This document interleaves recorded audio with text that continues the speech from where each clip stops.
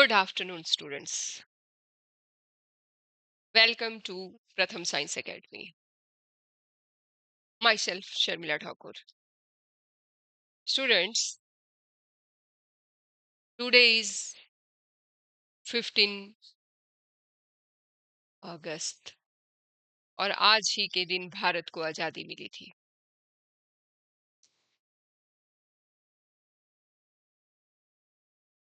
चार लाइंस में उन शहीदों के नाम आज बोलना चाहूंगी। शहीदों का वो बलिदान कैसे भूल सकती हैं पीढ़ियां। स्वतंत्रता और विकास की जो बनी प्रबल सीढ़ियां, कट गए मर गए एक ही स्वप्न के लिए। कट गए मर गए एक ही स्वप्न के लिए कि मां भारती की टूट जाए स्वतंत्रता की बेड़ियां। चलो हम बने विकासी, काम करे राष्ट्र उत्थान के लिए। स्वतंत्रता की पीड़ा को आज कौन सही से पहचान पाएगा। उस वेदना से व्यथित हुए कौन उनका कर्ज चुकाएगा। स्वतंत्र हम जन्मे, स्वतंत्र श्वास के हम भोगी हैं। इतना तो करें जैसी भूमि के लिए कि इसका सर ऊंचा और ऊंचा और ऊंचा ही होता जाए। बच्चों, ये है second part, cell building block of the body, और हम पहुंचे थे न्यूक्लियस पे। न्यूक्लियस, इससे पहले कि मैं न्यूक्लियस आपको पढ़ाऊं, ये सेल के ऑर्गेनील्स हैं जो मैं आपको बताना चाहूंगी। सेल ऑर्गेनील्स कौन कौन से हैं, है ना। ये है सेल, है ना, ठीक है। और ये है न्यूक्लियस, है ना। न्यूक्लियस कौन सा है, ये है ना। ये है न्यूक्लियस, ये this one, sorry, this one is nucleus, ठीक है। न्यूक्लियस क्या है, इसके ऊपर देखिए, ये न्यूक्लियर एनवलप है, और इस न्यूक्लियर एनवलप पे क्या है, कोर्स है। क्या है, कोर्स है। हम्म जिससे मटेरियल अंदर और बाहर जा सकता है। और अंदर ये थ्रेड लाइक स्ट्रक्चर है। ये थ्रेड लाइक स्ट्रक्चर है, थ्रेड लाइक स्ट्रक्चर। इसे हम कहते हैं chromatin, DNA plus associated protein. ये क्रोमेटिन किस किस चीज से बना है, ये थ्रेड लाइक स्ट्रक्चर किससे बने हैं, ये बने हैं डीएनए और प्रोटीन से। ओके। इसके बाद है इसमें न्यूक्लियोलस, जो बिल्कुल सेंटर में है, ये है न्यूक्लियोलस। ये न्यूक्लियोलस कंडेंस्ड रीजन है। यहाँ राइबोसोम बनते हैं और फिर वो यहाँ से ऊज आउट हो जाते हैं, यहाँ से बाहर निकल जाते हैं राइबोसोम्स। तो राइबोसोम कहाँ बनते हैं, न्यूक्लियस के अंदर बनते हैं। तो हमने देखा कि न्यूक्लियर मेम्ब्रेन के ऊपर पोर्स होते हैं जिन्हें हम न्यूक्लियर पोर कहते हैं, ठीक है। और ये मूव इन और मूव आउट करते हैं चीजों को। क्रोमेटिन डीएनए और प्रोटीन से बना हुआ है, ये थ्रेड लाइक स्ट्रक्चर, ये थ्रेड लाइक स्ट्रक्चर, है ना। और न्यूक्लियोलस ये कंडेंस्ड है, बिल्कुल कंडेंस्ड है, जहां राइबोसोम बनते हैं और बाहर निकलते हैं। ये है हमारे पास पैरोक्साइजोम, जो वेस्ट मेटाबोलाइज करता है, वेस्ट को तोड़ता है। पैरो पैरोक्साइसोम्स। तो ये सारे क्या हैं, ये न्यूक्लियस है, क्या है ये, सॉरी, ऑर्गेनील्स है, सेल ऑर्गेनील्स। इसके बाद है हमारे पास एंडोप्लाज्मिक रेटिकुलम। ये देखो एंडोप्लाज्मिक, ये दो तरह का होता है, रफ एंड स्मूथ। रफ वो होता है जिसके ऊपर राइबोसोम लगे हुए, है ना, ये। और स्मूथ वो होता है जिसपे राइबोसोम नहीं होंगे। इसी तरह से माइक्रोट्यूब्यूल्स, माइक्रो ट्यूब्यूल्स होते हैं, ये है हमारे पास माइक्रोट्यूब्यूल्स। ये ये ये क्या forms a mitotic spindle and maintain cell shape, तो सेल की शेप बनाते हैं माइटोटिक स्पिंडल बना करके, ये। इसी तरह से सेंट्रोसोम, माइक्रोट्यूब्यूल ऑर्गेनाइजिंग सेंटर, ठीक है। इसके बाद है मेरे पास सेंट्रोसोम, क्या है, सेंट्रोसोम, जो कि माइक्रोट्यूब्यूल ऑर्गेनाइजिंग सेंटर। तो कहाँ है सेंट्रोसोम, हमारे पास ये है, ये। इसके बाद है intermediate filaments, these are filaments, brinjal करके, लाइट ब्रिंजल कलर के। माइक्रोफिलामेंट्स, माइक्रोफिलामेंट्स ये है। ये इंटरमीडिएट फिलामेंट्स फाइब्रस है, प्रोटीन के बने हुए हैं, और क्या करते हैं, that holds organelles in place, ये ऑर्गेनील्स को उनकी प्लेस पे रखते हैं। कौन? इंटरमीडिएट फिलामेंट्स दिख रहे हैं आपको, ये है, ये ब्रिंजल करके, ये माइक्रो ऑर्गेनील्स को अपने प्लेस पे रखते हैं, अपने प्लेस पे। ये है हमारे पास ग्रीन कलर का माइक्रोफिलामेंट। क्या है? माइक्रोफिलामेंट। ये भी प्रोटीन से बना है, ये भी प्रोटीन से बना था, ठीक है। और ये क्या करता है, सेलुलर कॉर्टेक्स बनाता है, सेल का कॉर्टेक्स अंदर का। और ये है हमारे पास ब्राउन कलर की जो शो की है इसमें, ये है प्लाज्मा मेम्ब्रेन। ये पिंक कलर के हमारे पास लाइजोसोम्स है। प्लाज्मा मेम्ब्रेन के बारे में हम कल सब कुछ पढ़ चुके हैं ना। लाइजोसोम ये है पिंक कलर के, ये डाइजेस्ट करते हैं फूड और वेस्ट मटेरियल को। ये है हमारे पास Golgi apparatus, look at this, Golgi apparatus है ना। ये क्या करता है, फूड को स्टोर करता है, ठीक है। और ये पूरा, ये जो पूरा जिन पे ये एम्बेडेड है, ये सारे माइक्रो ऑर्गेनील्स, ये जो ऑर्गेनील्स अबेंडेड है, ये इस किसके अंदर अबेंडेड है, साइटोप्लाज्म के अंदर। और ये है हमारे पास शू शेप माइटोकॉन्ड्रिया। क्या है ये? माइटोकॉन्ड्रिया, ये एनर्जी प्रोड्यूस करता है। और ये है हमारे पास वैक्यूम। ये स्ट्रक्चर सभी ऑर्गेनील्स के मैंने आपको इसलिए दिखाए ताकि अब हमें आगे की स्टडी इजी हो जाए, ठीक है। Let us start with the nucleus. New book में न्यूक्लियस के बारे में क्या लिखा है मैं आपको बताती हूँ। न्यूक्लियस, ये nucleus. Nucleus has a double layered covering called the nuclear membrane. ये देखिए, ये डबल लेयर मेम्ब्रेन, ओके। तो न्यूक्लियस में डबल लेयर मेम्ब्रेन है, ठीक है। और उसके ऊपर पोर्स है, क्या है ये देखिए, nuclear pores, nuclear pores, double layer membrane. और उस मेम्ब्रेन के ऊपर nuclear nuclear pores to make the things come out and to leave, हाँ, एग्जिट, है ना। सो न्यूक्लियस में जो साइटोप्लाज्म है उसे हम न्यूक्लियोप्लाज्म कहते हैं। न्यूक्लियस के अंदर जो साइटोप्लाज्म है, साइटोप्लाज्म की फॉर्म है, उसे हम न्यूक्लियोप्लाज्म कहते हैं। तो ये कह रहे हैं transfer of material between the nucleus and the cytoplasm किसकी वजह से है? न्यूक्लियर पोर की वजह से है। साइटोप्लाज्म से जो कुछ मटेरियल इसको चाहिए होंगे वो ये लेगा, और इसमें से कुछ मटेरियल जो साइटोप्लाज्म को चाहिए होंगे वो न्यूक्लियर पोर के थ्रू बाहर चले जाएंगे। बोलते the nucleolus is the dense round body in the nucleus. This is nucleolus, ये डेंस राउंड बॉडी है। क्या है? डेंस राउंड बॉडी है। और ये क्या करती है, राइबोसोमल सब यूनिट जो है बनाती है, एक बनती है इसमें, और फिर ये एग्जिट हो जाती है किसमें? साइटोप्लाज्म में चली जाती है, ठीक है। The nucleus to a cytoplasm. कौन सी unit? These subunits then exit the nucleus to cytoplasm, where one large and one small subunit assemble to form the ribosome. ये यूनिट्स यहाँ बनती हैं, सब यूनिट्स राइबोसोम की, और फिर ये सब यूनिट्स असेंबल होती हैं साइटोप्लाज्म में जाकर, और वहां ये बनाती हैं राइबोसोम्स, ठीक है। The nucleus contains chromosomes. ये पहले क्रोमेटिन की फॉर्म में होते हैं। जब ये वेल अरेंज हो जाते हैं, ये थ्रेड लाइक स्ट्रक्चर, तो ये क्या बना देते हैं? क्रोमोसोम, जो रोड शेप्ड बन जाते हैं, ठीक है। क्रोमोसोम कंटेन इंफॉर्मेशन, क्रोमोसोम में इंफॉर्मेशन होती है करेक्टर्स को इनहेरिट करने की पेरेंट्स से नेक्स्ट जनरेशन को, ठीक है, नेक्स्ट जनरेशन को। क्यों? क्योंकि इसके ऊपर डीएनए है, डीऑक्सीराइबो न्यूक्लिक एसिड है, जिसपे इंफॉर्मेशन स्टोर है। डीएनए किस चीज का बना है? DNA is compose, chromosomes are composed of DNA and protein, and DNA molecules में है जेनेटिक इंफॉर्मेशन, ठीक है। तो जेनेटिक इंफॉर्मेशन डीएनए में प्रेजेंट है, और डीएनए प्रेजेंट है किसके ऊपर? क्रोमोसोम्स के ऊपर।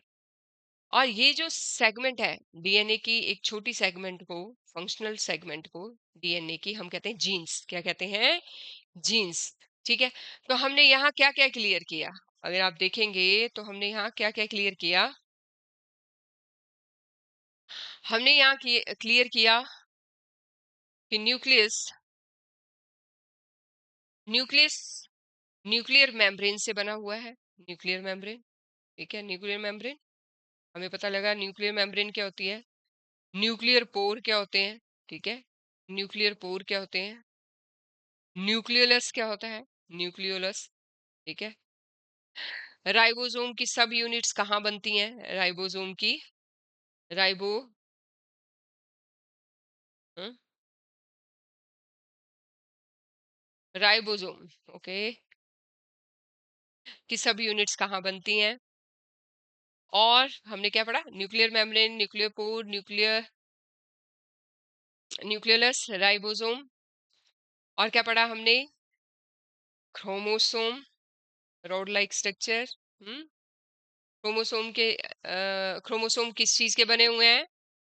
डीएनए और प्रोटीन के, डीएनए और प्रोटीन के, है ना। और डीएनए की स्मॉल सेगमेंट को क्या कहते हैं?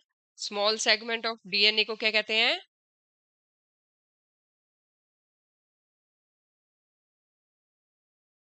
जीन्स। क्या कहते हैं? जीन्स। इजी। हाँ। और क्रोमोसोम क्या होते हैं? Thread like structure, sorry, chromatin क्या होते हैं? कंडेंस्ड थ्रेड लाइक स्ट्रक्चर, ठीक है। चलो आगे देखते हैं। ये देखिए एंटेंगल्ड है ये क्रोमेटिन, और ये थ्रेड लाइक स्ट्रक्चर है। जब वेल अरेंज हो जाएंगे तो क्रोमोसोम बन जाएंगे। Is it okay? सो ये था ऑल अबाउट न्यूक्लियस, ठीक है, न्यूक्लियस। बच्चों, थ्रेड्स ऑफ द क्यूरियोसिटी, ध्यान से सुनिए, स्टे फोकस्ड। आपके पास शायद ये इंफॉर्मेशन पहले नहीं आई हो। ये इंफॉर्मेशन एनसीईआरटी ने नई डाली है इस बुक में।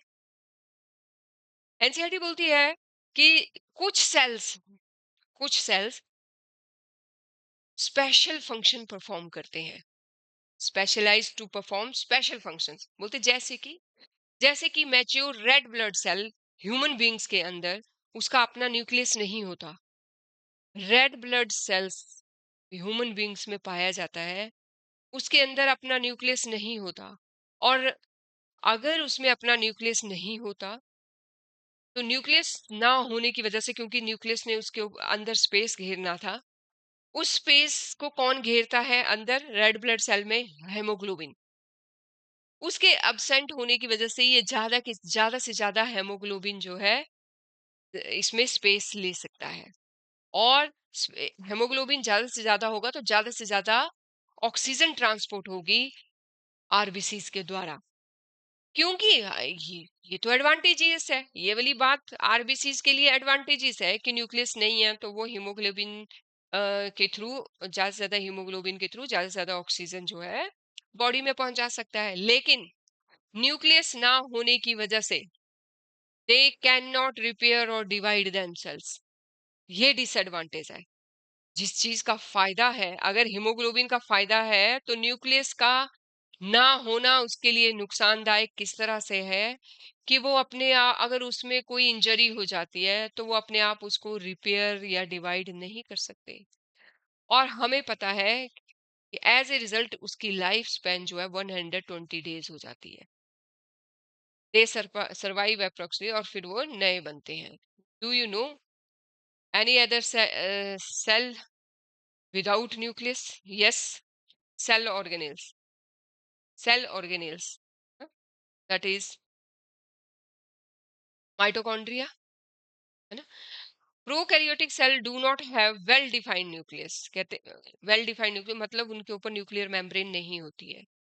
प्रोकैरियोट सेल के अंदर न्यूक्लियर मेम्ब्रेन नहीं होती है, डिफ्यूज शेप होती है उसकी। Is present in a circular molecule, circular molecule में प्रेजेंट है और स्पेसिफिक प्रोटीन से बना हुआ है, ठीक है।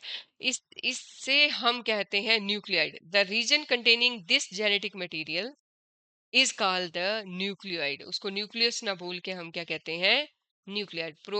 प्रोकैरियोटिक सेल्स के न्यूक्लियस वेल डिफाइंड नहीं है तो उसे न्यूक्लियस ना कह के हम क्या कहते हैं?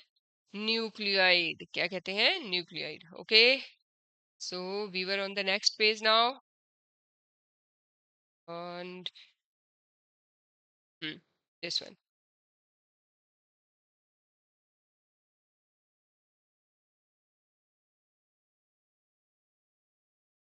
Hmm. इससे पहले एक पेज था, मिनट, ये, ओके। राइबोसोम, राइबोसोम जो ऊज आउट हो गए न्यूक्लियस से, सब यूनिट से सब यूनिट करके दो सब यूनिट्स बाहर आके वो कंप्लीट एक यूनिट बनाएंगे और उन्हें हम कहेंगे राइबोसोम। ये राइबोसोम बहुत छोटे स्ट्रक्चर है, राउंड से शेप में है, और कुछ ये साइटोप्लाज्म में फ्रीली घूमते रहेंगे और कुछ एंडोप्लाज्मिक रेटिकुलम के ऊपर जा करके अटैच हो जाएंगे। ओके, और इन्हें हम प्रोटीन फैक्ट्रीज कहते हैं, मतलब ये प्रोटीन सिंथेसिस करते हैं। Ribosomes are protein factories. Question, 1 marks, 1 marks question, ठीक है। So tiny, these are tiny structure may be present either freely, ये साइटोप्लाज्म में फ्रीली भी पड़े हो सकते हैं और एंडोप्लाज्मिक रेटिकुलम के साथ अटैच्ड भी हो सकते हैं, और ribosome is the site for the protein synthesis. इसके बाद है एंडोप्लाज्मिक रेटिकुलम। क्या है? Endoplasmic reticulum, that is manufacturing factory. क्या है? Manufacturing factory. The endoplasmic reticulum is a large organelle. This spread like a network within the cytoplasm of the cell. तो endoplasmic क्या है, रेटिकुलम क्या है? बहुत बड़ा एक ऑर्गेनील है जो नेटवर्क की फॉर्म में, ये है बड़ा ऑर्गेनील है। एंडोप्लाज्मिक रेटिकुलम ये है, ये देखिए, ये, और ये ब्लैक कलर के डॉट डॉट है, these are ribosomes, these are ribosomes. तो ये इस तरह से राइबोसोम इनके ऊपर अटैच्ड है एंडोप्लाज्मिक रेटिकुलम के ऊपर, तो ये रफ है, और जिनके ऊपर नहीं है वो स्मूथ एंडोप्लाज्मिक रेटिकुलम है, ये न्यूक्लियस के साथ अटैच्ड है। Is it okay? एंडोप्लान क्या है क्या?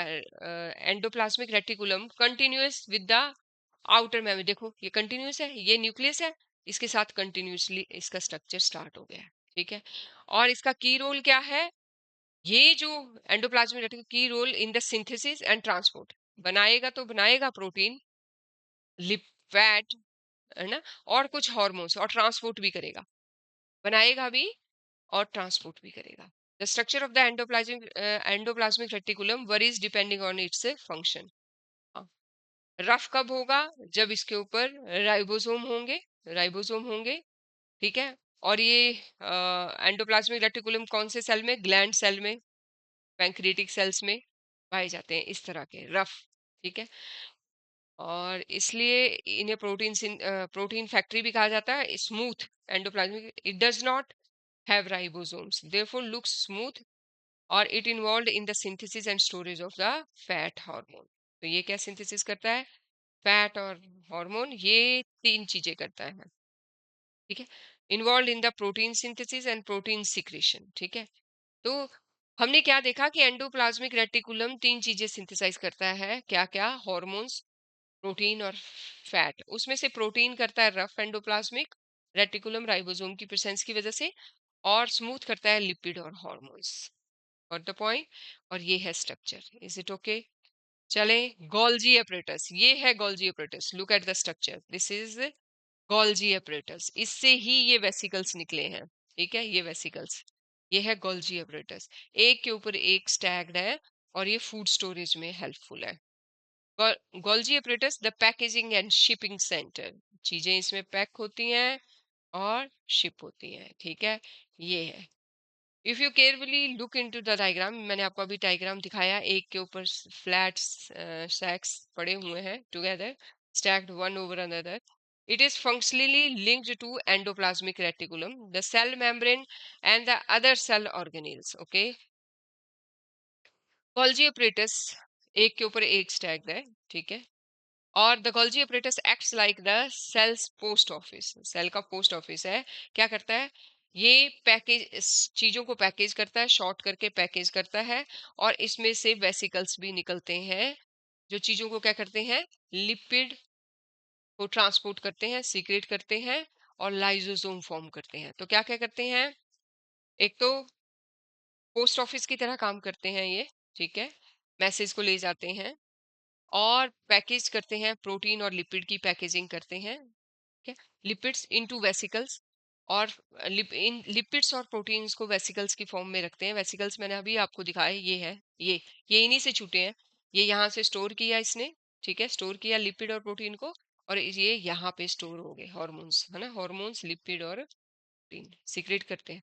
और लाइसोसोम भी यही फॉर्म करते हैं, ऐसे ही छोटे छोटे लाइसोसोम्स ये इसी से फॉर्म होंगे, गोल्जी एपरेटस से। लाइसोसोम क्या है? Clean up system. लाइसोसोम क्या है? जो गोल्जी एपरेटस से ही प्रोड्यूस हुआ वेसिकल्स और लाइसोसोम ये सिस्टम को क्लीन करते हैं। क्या करते हैं? Clean up the system. कैसे? सेल के अंदर जो वेस्ट तैयार होगा, क्योंकि इसमें डाइजेस्टिव इंजाइम्स है। क्या है? डाइजेस्टिव इंजाइम्स है। तो कह रहे हैं cells produce waste materials and damaged worn out organelles during their activities. How does the cell prevent these waste from the, बोलते हैं, जब भी अंदर तरह तरह के फंक्शन सेल के अंदर हो रहे हैं तो वेस्ट तैयार हो रही है। अब इस वेस्ट, ये वेस्ट इकट्ठी होती जा रही है, इसको कौन खत्म करेगा? लाइसोसोम।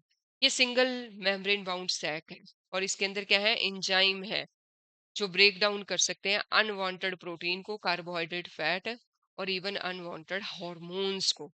तो लाइसोसोम के अंदर डाइजेस्टिंग एंजाइम है जो सारी वेस्ट को खत्म कर सकते हैं, सारी वेस्ट को खत्म कर सकते हैं। Is it okay? So damage part of the cell, तो ये जो डैमेज पार्ट होंगे उनको भी क्लीन अप कर देगा, खा खा के इसके हार्मोन्स खत्म कर देंगे। The product formed by the breakdown are released into the cytoplasm. वो ब्रेक कर देगा और उसके बाद वो साइटोप्लाज्म में रिलीज कर देगा, ब्रेक करने के बाद वेस्टेज को, और that is reuse by the cell. और जो डिफरेंट प्रोसेसेस सेल करेगा उसमें वो फिर से यूटिलाइज हो जाएंगे। Are you curious to know? Human sperm, human का जो स्पर्म है उसमें भी लाइसोसोमल एंजाइम्स है। वो क्या करते हैं? जैसे ही एग के लिंक में आते हैं, एग के, ये है स्पर्म, ठीक है, ये स्पर्म, और ये आया एग, है ना। अब इसके जो लाइसोसोमल एंजाइम्स हैं वो इसकी वॉल को तोड़ेंगे और तब फर्टिलाइजेशन होती है। तो फर्टिलाइजेशन में लाइसोसोम इस तरह से मददगार है। ये है हमारे पास, क्या है ये? माइटोकॉन्ड्रिया। ये क्या है? माइटोकॉन्ड्रिया। देखें इसके अंदर क्या क्या है। इसके अंदर न्यूक्लियस नहीं है और सब कुछ है। इंटरमीडिएट स्पेस है, डीएनए है अंदर, राइबोसोम्स पड़े हुए हैं, ये आउटर मेम्ब्रेन है, ये इनर मेम्ब्रेन है, और ये क्या है? ये है क्रिस्टे। ये क्या है? ये है क्रिस्टे, ये cristae. Okay, let us start. तो इन आउटर और इनर दो मेम्ब्रेन है, और इनर वाली मेम्ब्रेन ने क्रिस्टे फॉर्म किए हैं, मतलब फोल्डिंग, फिंगर लाइक फोल्डिंग्स है, और इस फोल्डिंग्स की वजह से इनकी लेंथ बढ़ जाती है। तो माइटोकॉन्ड्रिया, जिसे हम power house of the cell कहते हैं, बिकॉज क्योंकि ये एनर्जी जरूरत के टाइम सभी सेलुलर एक्टिविटीज को प्रोवाइड करता है, ठीक है। और माइटोकॉन्ड्रिया दो लेयर से सराउंडेड है, एक आउटर स्मूथ एंड एक इनर फोल्डेड। अब ये इंक्रीज द सरफेस एरिया, और ये इसकी ये जो सरफेस एरिया बढ़ने की वजह से इनके ऊपर केमिकल रिएक्शन खूब सारे इधर हो सकते हैं, इधर हो सकते हैं, इधर हो सकते हैं, कहीं भी हो सकते हैं। Surface area for chemical reaction and facilitate energy production, ठीक है। In mitochondria, glucose and other molecules are broken down to release energy। तो माइटोकॉन्ड्रिया में क्या होता है? ग्लूकोज टूटते हैं और मॉलिक्यूल्स टूटते हैं, जिससे कि एनर्जी प्रोड्यूस होती है, और ये energy cellular respiration during the release energy during the cellular respiration, जब सेल सांस लेता है, और ये एनर्जी ये एटीपी की फॉर्म में स्टोर कर लेता है। कि एटीपी क्या है? एडिनोसिन ट्राइफॉस्फेट, है ना। ये एक एनर्जी करेंसी है जो बाद में बहुत सारी सेलुलर एक्टिविटीज में यूज होती है। प्लास्टिड्स, प्लास्टिड सिर्फ प्लांट्स में पाए जाते हैं, ओनली इन प्लांट्स। कहाँ? ओनली इन प्लांट्स, ठीक है। प्लास्टिड सिर्फ प्लांट्स में पाए जाते हैं। प्लास्टिड, आपने ये जैसे माइटोकॉन्ड्रिया में न्यूक्लियस नहीं था, है ना, और वो एनर्जी प्रोवाइड करता है जो फूड से। Animals can obtain food from their surroundings. However, plants synthesize food in the presence of sunlight. Plants अब सिंथेसाइज करते हैं फूड सन की, सनलाइट की प्रेजेंस से वो फूड को सिंथेसाइज करते हैं और एनर्जी ऑब्टेन करते हैं अपनी सेलुलर एक्टिविटीज के लिए। तो प्लांट्स में एक स्पेशल ऑर्गेनील है कॉल्ड द प्लास्टिड। ये है प्लास्टिड, जो किस चीज का बना है? राइबोसोम्स, ये डीएनए ब्लू कलर का, ये आउटर मेम्ब्रेन, इनर मेम्ब्रेन, और ये है स्ट्रोमा, स्ट्राइकोगर बोलते हैं, है ना। तो प्लांट्स में जो फूड स्टोर होता है called plastids for food synthesis and storage. तो प्लांट्स के अंदर क्या है, प्लास्टिड्स हैं जो फूड को सिंथेसाइज भी करते हैं और स्टोर भी करते हैं। ठीक है। एज ए रिजल्ट, तो प्लास्टिड्स कितने टाइप के होते हैं, क्लोरोप्लास्ट है ना, क्लोरोप्लास्ट, और क्या है, क्रोमोप्लास्ट, ल्यूकोप्लास्ट, 3 टाइप्स के होते हैं। जो ग्रीन कलर का होता है वो क्लोरोप्लास्ट होता है, क्लोरोप्लास्ट। ठीक है। As you have learn to prepare food for the process of photosynthesis, sunlight में कौन सा पिगमेंट करता है, क्लोरोफिल। ये chlorophyll which is present in the chloroplast. Chlorophyll की साइट क्या है, क्लोरोप्लास्ट। क्लोरोप्लास्ट क्या है, एक प्लास्टिड है ग्रीन कलर का जो सनलाइट एब्जॉर्व कर सकता है। और ये क्लोरोप्लास्ट डबल लेयर, ये पूरा स्ट्रक्चर क्या है, क्लोरोप्लास्ट का है, जिसके अंदर क्या है, क्लोरोफिल है। ये कुछ इस तरह से है, ये भी डबल लेयर मेम्ब्रेन है, इसमें भी न्यूक्लियस नहीं है न्यूक्लियस, न्यूक्लियस नहीं है, डीएनए है ना। और inside the chloroplast there is a semi fluid substance called the stroma. ठीक है, क्लोरोप्लास्ट के अंदर ये बीच में क्या है, सेमी फ्लूइड सबस्टेंस, जिसे कि हम क्या कहते हैं, stroma. Within the stroma are disc shaped membrane structure that contain chlorophyll, और स्ट्रोमा के अंदर क्या है, क्लोरोफिल। ठीक है, स्ट्रोमा के अंदर, इसके अंदर ग्रीन कलर का सबस्टेंस है जिसे हम क्लोरोफिल कहते हैं। यहाँ हमने क्या सीखा, हमने सीखा कि ग्रीन कलर का पिगमेंट क्लोरोफिल है जो क्लोरोप्लास्ट के अंदर पाया जाता है। और क्लोरोप्लास्ट क्या है, प्लास्टिड है जो कि फूड सिंथेसिस करती है प्लांट्स के अंदर। ठीक है। नेक्स्ट है हमारे पास, ड्यूरिंग फोटोसिंथेसिस शुगर सिंथेसिस होती है इस प्रोसेस, और वो स्टोर होती है इसमें, है ना, in the form of starch granule. किसकी फॉर्म में होगी, स्टार्च ग्रैन्यूल्स की फॉर्म में होगी। तो फूड प्लांट्स किसकी फॉर्म में स्टोर करते हैं, स्टार्च की फॉर्म में, स्टार्च ग्रैन की फॉर्म में। Is it okay. Mitochondria and plastid have some features that are similar to certain bacteria. बोलते माइटोकॉन्ड्रिया और प्लास्टिड के फीचर बैक्टीरिया के साथ मिलते हैं कुछ। कौन कौन से, they both have their own DNA, उनका अपना डीएनए है। किस किस का, माइटोकॉन्ड्रिया और प्लास्टिड का अपना डीएनए, बैक्टीरिया का भी अपना डीएनए होता है। राइबोसोम माइटोकॉन्ड्रिया का भी अपना है और प्लास्टिड का भी अपना है। ठीक है। And they can make some of their own protein, और ये अपनी प्रोटीन कुछ खुद बना सकते हैं। तो हमने देखा कि माइटोकॉन्ड क्वेश्चन आ सकता है कि माइटोकॉन्ड्रिया और प्लास्टिड में कौन कौन से फीचर्स सेम है जैसे कि बैक्टीरिया के होते हैं। तो आप कहेंगे कि डीएनए और राइबोसोम दोनों के पास है, ठीक है, अपना प्रोटीन कुछ वो खुद बनाते हैं। ये सजेस्ट करते हैं कि mitochondria plastid evolutionary history share करते हैं, मतलब एक साथ इवॉल्व हुए हैं। बोलते ये तो वो है जिसमें पिगमेंट है ग्रीन कलर का। ऐसे प्लास्टिड्स भी हैं जो कलर्ड हैं, और ऐसे प्लास्टिड्स भी हैं जिनमें कोई कलर नहीं है। जो कलर्ड प्लास्टिड्स होते हैं फ्रूट्स में, पोटैटो में, है ना, पेटल्स में फ्लावर की, वो उन्हें हम क्रोमोप्लास्ट कहते हैं। क्रोमा का मतलब कलर होता है, उन्हें हम क्रोमोप्लास्ट कहते हैं। येलो, ऑरेंज और रेड कलर में ये पाए जाते हैं। Such bright colours help in attracting pollinators. तो ये क्यों है ब्राइट, ताकि पॉलिनेटर्स अट्रैक्ट हों और ज्यादा से ज्यादा फर्टिलाइजेशन हो। और इसी तरह से ल्यूकोप्लास्ट है, ल्यूकोप्लास्ट। तो हमने क्या देखा कि प्लास्टिड प्लास्टिड प्लास्टिड हो गए, प्लास्टिड 3 टाइप्स के हैं। कितने टाइप्स के हैं, 3 टाइप्स के हैं। फर्स्ट क्या है, क्लोरोप्लास्ट। क्या है, क्लोरोप्लास्ट। ठीक है। फिर क्रोमोप्लास्ट। क्या है, क्रोमोप्लास्ट। ठीक है। और फिर क्या है, ल्यूकोप्लास्ट, जो कि ट्रांसपेरेंट है। और वो किस किस में पाया जाता है, पोटैटो में, टेरोकोलेशिया सेल्स के अंदर, स्टार्च की फॉर्म में। These are called leucoplast. Leucoplast store food material such as starch, जो स्टार्च स्टोर करते हैं, ऑयल्स स्टोर करते हैं, और प्रोटीन से स्टोर करते हैं। ठीक है। इसके बाद है हमारे पास वैक्यूल्स। हम कर क्या रहे हैं बच्चों, हम कर रहे हैं सेल ऑर्गेनील्स। ठीक है, सेल ऑर्गेनील्स। तो वैक्यूल भी एक सेल ऑर्गेनील है जो स्टोरेज करता है और सपोर्ट करता है। Plastid such as chloroplast help the plants to produce food, है ना, टेम्परेरी प्रोड्यूस भी करते हैं फूड को, टेम्परेली स्टोर भी कर सकते, टेम्परेली, है ना। ल्यूकोप्लास्ट भी स्टोर करता है, बट वाटर कहाँ स्टोर होगा, जो जो कि डिफरेंट प्रोसेस में काम आता है। मिनरल्स कहाँ स्टोर होंगे, वेस्ट मटेरियल कहाँ स्टोर होंगे प्लांट के अंदर। बोलते why do plants look wilted when they do not get enough water, अगर उनको पानी ना मिले तो वो पीले या झुकने या क्यों हो जा झुकते क्यों है। तो in a mature plant cell there is usually one large centre web, बोलते प्लांट के अंदर बहुत बड़ा वैक्यूल होता है as compare to animal. Animal में वैक्यूल छोटा होता है, ये एनिमल वैक्यूल, ठीक है, ये एनिमल वैक्यूल इतना, और ये प्लांट का हाफ ऑफ द सेल घेर लेता है, हाफ ऑफ द सेल, ये प्लांट वैक्यूल, ठीक है, ये क्या है, plant vacuole, half of the cell घेर लेता है ये, ठीक है।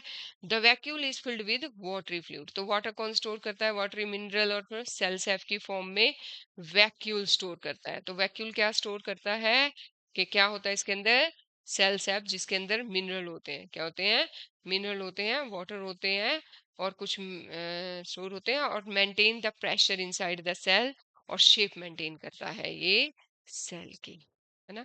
जब जरूरत हो तो वो वाटर लूज करता है, ऐसे वो प्लांट को फॉर्म रखने में हेल्पफुल है।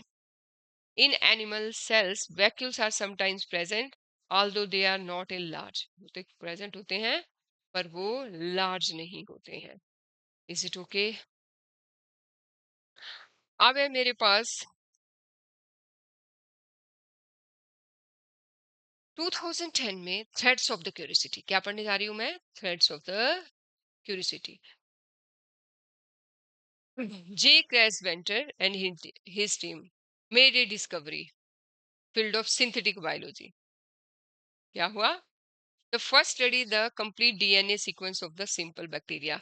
तो उसने बैक्टीरिया का, सिंपल बैक्टीरिया कौन सा, माइकोप्लाज्मा, कौन सा, माइकोप्लाज्मा लिया इसने और उसको स्टडी किया। और दे केमिकली सिंथेसाइज, और उन्होंने एक कॉपी भी बनाई डीएनए की इसकी। Next they took another closely related bacterium, removed its DNA but keep the rest of the cells such as cytoplasm and the cell membrane intact. They inserted the synthetic DNA into the cell. After this, the cell started growing and divide and, ठीक है। तो ये कह रहे हैं कि इस case में, माइकोप्लाज्मा के केस में सिर्फ डीएनए निकाला था, लेकिन इस अगले के केस में पूरे सेल एपरेटस और डीएनए निकाला, तो उसको इंसर्ट किया बॉडी के अंदर, दूसरी बॉडी के अंदर, और ये वहां भी मल्टीप्लाई करने लग पड़े। तो ये सब कुछ साइंटिस्ट ने, तो क्या पता लगाया, new cells comes from the pre existing cells, ठीक है। इससे हमें क्या पता चलता है कि new cells come from the pre existing cell. तो इस तरह से हमारे पास सेल थ्योरी आई, क्या आई, सेल थ्योरी आई, जो सकवान और स्क्लेडर ने दी थी। How do normal cells grow and divide, when you get A small cut on your skin, skin के ऊपर कट हो जाता है, वो कुछ दिनों में हील हो जाता है, ग्रो बैक, सेल्स फिर से ग्रो कर जाते हैं, और old cell, damage cell replace हो जाते हैं, ठीक है। लेट अस स्टार्ट की जानते हैं कि ये कैसे होता है। एक जार लीजिए, जार के ऊपर हम्म, के अंदर पानी और ऊपर प्याज, ओनियन, ठीक है, इमर्स कर दीजिए उसकी रूट्स वाटर में, 5-6 दिन उसको उसी के ऊपर रखिए और ऑब्जर्व कीजिए। आप देखेंगे 2 से 3 सेंटीमीटर उसके रूट्स बढ़ जाएंगे, लेंथ बढ़ जाएगी, ठीक है। Transfer them to the freshly prepared aceto alcohol, glacial acetic acid, ethanol, 1:2, मतलब 1 रेशियो में ग्लेशियल एसिटिक एसिड लेना है और 3 में इथानॉल लेना है, और keep the root tip in the acetophenyl फटोड, और 24 घंटे में रखिए, तक इसी में रखिए। अब इसको ट्रांसफर करिए टू 70% ऑफ इथानॉल, ठीक है, ओके। पहले इसको आप एसीटो अल्कोहल में रखो 20%, 24 आवर्स तक, और फिर ट्रांसफर कीजिए इसको इथानॉल में। Take 1 or 2 preserve roots, wash them in water, and then place them on a clean slide बोलते हैं, वो जो आपने प्रिजर्व करके रखे हैं रूट्स वो लीजिए, उनको साफ कीजिए और क्लीन साइड पे डाल दीजिए। Put 1 drop of dilute hydrochloric acid, अब इसमें हाइड्रोक्लोरिक एसिड डालिए, ठीक है, टिश्यू सॉफ्ट हो जाएंगे थोड़े। रिंस कीजिए 15 मिनट्स तक and then 2 to 3 drops acetocarmine डालिए, डाल दी। Leave the slide for 5-10 minutes, इसको छोड़ दीजिए थोड़ी देर के लिए। स्लाइड को छोड़ने के बाद जेंटली थोड़ा सा इसको गर्म कीजिए स्पिरिट लैम्प से। Cut the tip portion of the root, अब रूट का जो ऊपर का हिस्सा है उसको काट दीजिए और कवर स्लिप के अंदर रख दीजिए, रख दिया। अब इसे जब आप ऑब्जर्व करोगे तो देखने में कैसा होगा ये, ऐसा। हम्म, ऐसा, कुछ ऐसा, ऐसा दिखेगा आपको, ये ऐसा, ठीक है। व्हाट डू यू ऑब्जर्व, आप देखेंगे कि सेल डिवाइड किए हैं। दिस इज बिकॉज ये ग्रोथ स्ट्रक्चरल डिफरेंसेस आपको दिखेंगे, क्योंकि ग्रोइंग टिप थी रूट्स में, वो ग्रोइंग सेल थे उसमें, वो सेल ग्रो कर रहे थे, डिवाइड कर रहे थे, किसकी वजह से, सेल डिवीजन की वजह से। कंटिन्यूसली सेल डिवीजन हो रही थी, कंटिन्यूसली ये सेल ग्रो कर रहे थे, डिवाइड कर रहे थे, ग्रो कर रहे थे, डिवाइड कर रहे थे, तो उनकी लेंथ बढ़ गई, ठीक है। तो billions, estimated 100 of billions of cells in our body are replaced within, which is almost 1% of the total number of the cell in our body, सिर्फ 1%। बोल रहे हैं 100 and billions ऑफ सेल्स जो है हमारी बॉडी में रिप्लेस हो रहे हैं डेली, ठीक है, जो कि सिर्फ 1% है सेल्स के in our body. Both prokaryotic cell and eukaryotic cell divide, दोनों डिवाइड करते हैं, लेकिन यूकैरियोटिक सेल डिवाइड करता है मोर कंट्रोल्ड वे में, ऑर्डर वे में।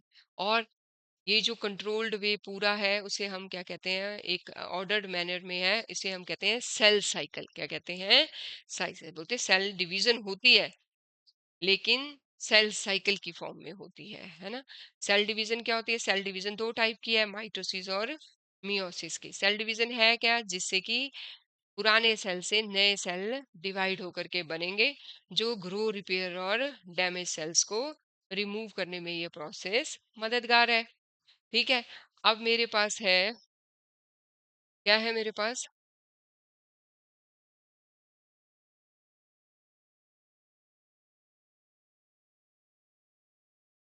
माइटोसिस, है ना। मैंने कहा कि दो तरह की डिवीजन होती है, ठीक है, दो तरह की डिवीजन, माइटोसिस और मियोसिस। कितनी, माइटोसिस और मियोसिस। तो आप देख सकते हो mitosis is important for normal growth, repair and, है ना, एंड एसेक्सुअल रिप्रोडक्शन। तो माइटोसिस किस लिए इंपॉर्टेंट है, माइटोसिस की इंपॉर्टेंस, क्वेश्चन है ये, what is the importance, normal growth, repair, maintenance and asexual, while meiosis sexual reproduction के लिए। जैसे एस एस दो बार आ रहा है तो आप याद रखने के लिए सेक्सुअल और एस एस, ठीक है, ये हो गया। और ए सेक्सुअल के लिए माइटोसिस, ठीक है। तो माइटोसिस में, माइटोसिस डिवीजन,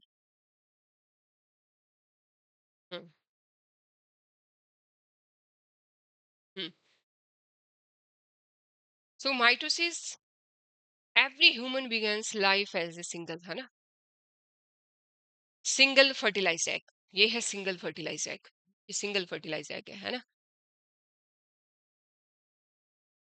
क्या है ये, सिंगल फर्टिलाइज्ड सेल, ये है, ये दिस वन, है ना। हम्म,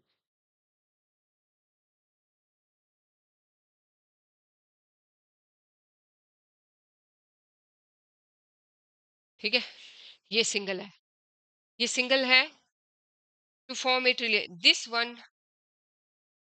this one cell divide repeatedly to form trillions of cell, ये एक सेल रिपीटेडली डिवाइड करेगा और क्या बनाएगा, ट्रिलियंस ऑफ सेल, क्या बनाएगा, ट्रिलियंस ऑफ सेल। ये एक सेल है, ये ग्रो किया, डिवाइड किया, ठीक है, और जेनेटिक मटेरियल सेम कैरी हुआ है, डिवाइड नहीं हुआ है, हाफ नहीं हुआ है ना। Cell increases in number through mitosis which is the most, मतलब ये 2n टाइप ही रहेंगे, क्या है ये, 2n, ये भी 2n है और ये भी 2n है तो ये डिवाइड करेगा cell. Mitosis produces two genetically identical daughters, तो माइटोसिस क्या करती है, एक जैसे डॉटर जो हैं फ्रॉम वन पेरेंट, एक पेरेंट से प्रोड्यूस करते हैं। Cell gets the same DNA and same number of chromosome, तो इसमें same DNA and same number, mitosis में सेम डीएनए, ठीक है, and same number of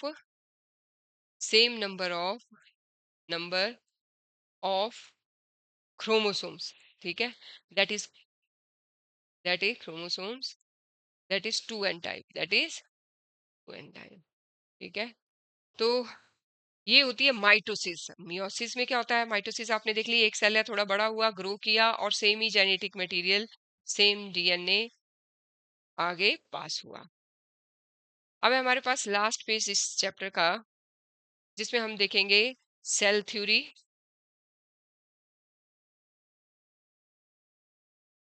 cell theory cell theory the unifying principle of the biology, ठीक है। An important observation about living organism is that all organism are made up of, सभी organism living जो हैं वो cell के बने हुए हैं। 1838 में मैथियस कैल्डन ने ये कहा था कि प्लांट लिविंग है क्योंकि उसके सेल भी डिवाइड करते हैं, है ना। 1839 में थियोडर सक्वान कहा कि पुराना सेल से ही नए सेल्स आते हैं।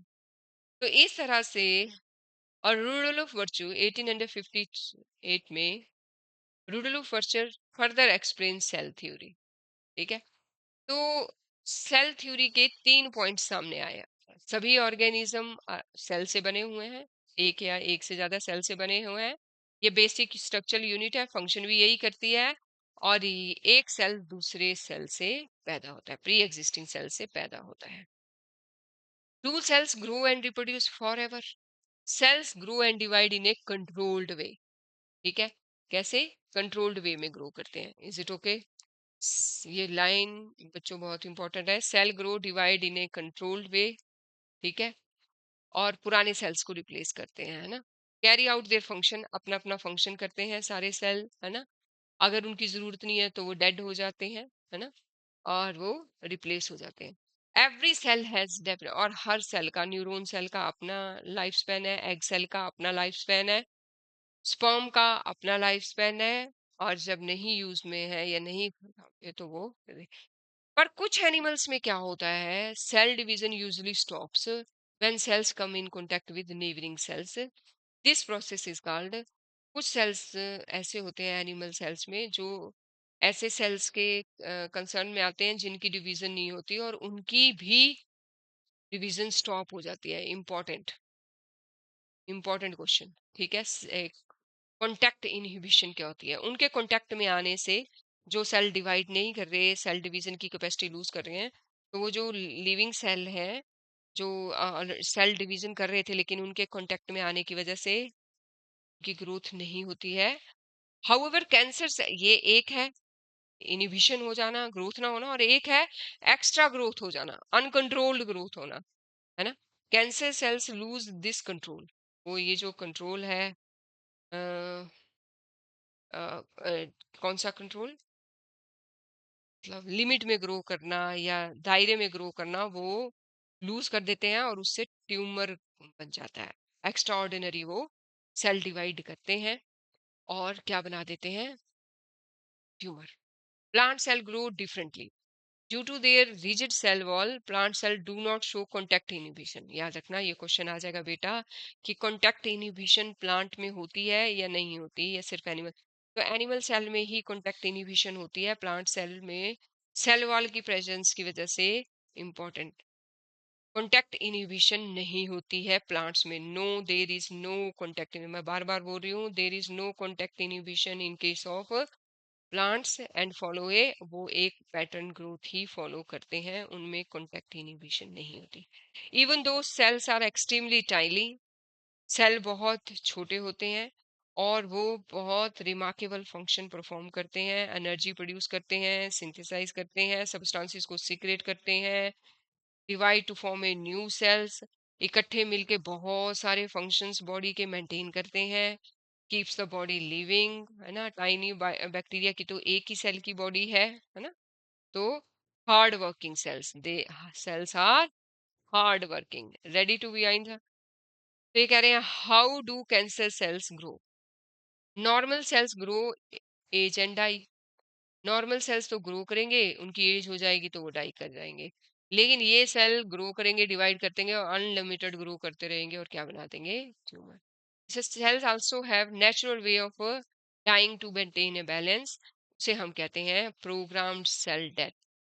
ठीक है, ये रेगुलेट होती है ऑर्गेनाइज्ड वे में सिलेक्टिव सेल्स के द्वारा, और उसे हम क्या कहते हैं, प्रोग्राम सेल डेथ। ठीक है, अब है हमारे पास मियोसिस। क्या है हमारे पास, मियोसिस। ठीक है, मियोसिस में क्या होता है, दिस इज मियोसिस। ठीक है, मियोसिस में क्या होता है, देखिए ये देखिए मियोसिस का प्रोसेस हो रहा है, ये है मियोसिस का प्रोसेस। ठीक है, मियोसिस के प्रोसेस में हमने क्या देखा, हमने देखा कि ये एक सेल था, फर्स्ट है, ये फर्स्ट, ये एक सेल है ना, और ये डबल है यहाँ क्रोमोसोम्स ना, ये 2n है, पहले ये 2n, 2n, और ये क्या है n, ये भी 2n है, 2n, और ये क्या हो गए, जब डॉटर सेल्स बने तो ये क्या हो गए, क्या हो गए ये, अभी देखो आप, और आपको बताती हूँ, ये 2n है। ठीक है, ये भी 2n है। ठीक है, ये भी 2n है, इंटेंगल हो गए। यहाँ पे आ गई, ये क्या रह गए, n, ये क्या है, हैप्लोइड, क्या है ये, हैप्लोइड। ठीक है, और ये क्या है, डिप्लॉइड, क्या है ये, डिप्लॉइड।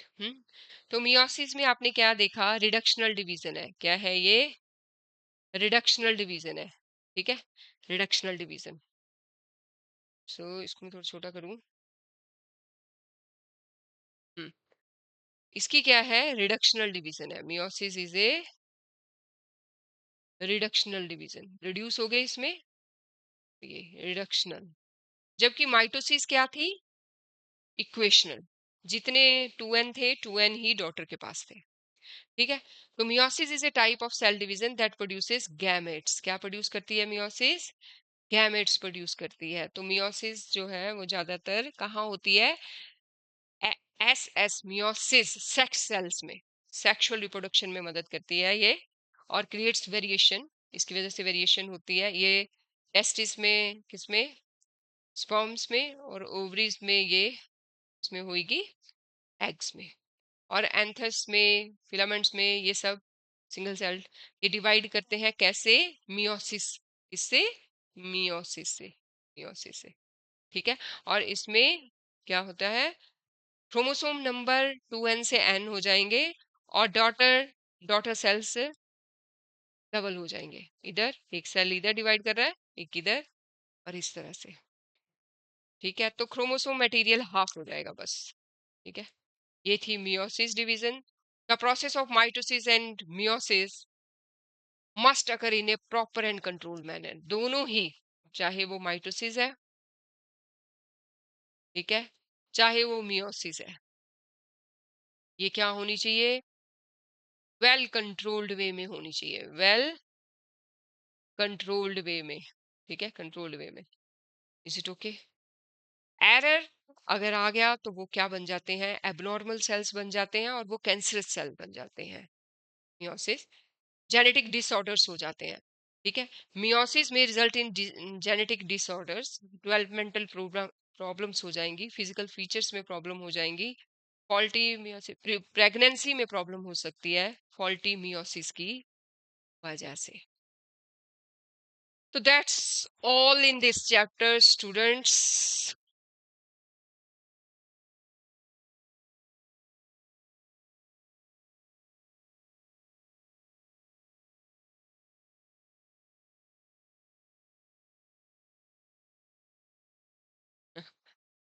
होपफुली आपको समझ आया होगा, आप बार बार रिपीट कर सकते हो, याद कर सकते हो, क्वेश्चंस फाइंड आउट कर सकते हो इसमें से।